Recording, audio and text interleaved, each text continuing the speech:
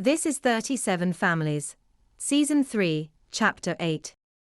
This episode will elaborate on how linearly related individuals aggregate projected intention, amplifying it within a spatial field of other actors.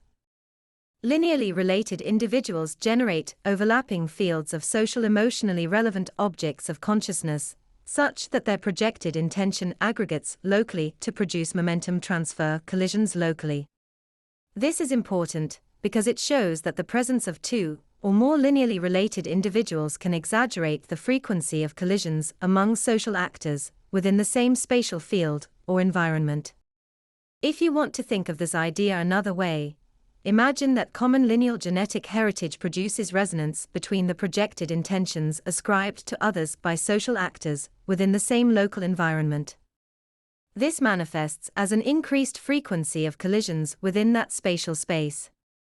In effect, what this tells us is that when one of the 37 families cooperates with a linearly related individual, the effect is a higher level of synchronicity amongst all group members or social actors within that environment. The impact of the aggregation of projected intention by linearly related individuals is to slow down the intersections of local actors, whilst maintaining a higher frequency for the linearly related individuals.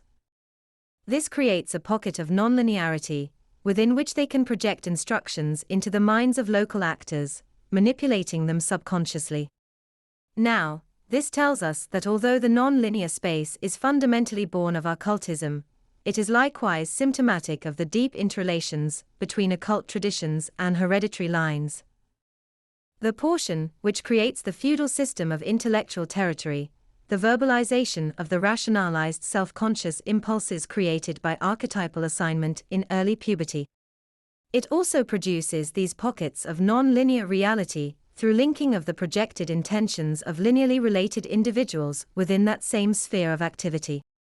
Now, members of the organization will use drugs or intoxicants in non-linear spaces to subdue those who are not following their direction. They also use a second program along with the digital truncation system to identify the proportion of content, which is original content, produced by any actor, pursuant to the generation of new narratives.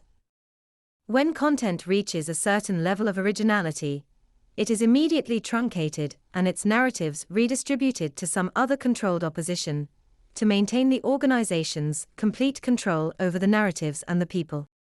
The repetitious use of connecting language or phrases has the effect of making a narrative more predictable and easier to undermine through the digital truncation system, re-rationalization, generation of dialectical narratives, reorienting the population to a dualistic conception of rationalization by class or archetypal orientation.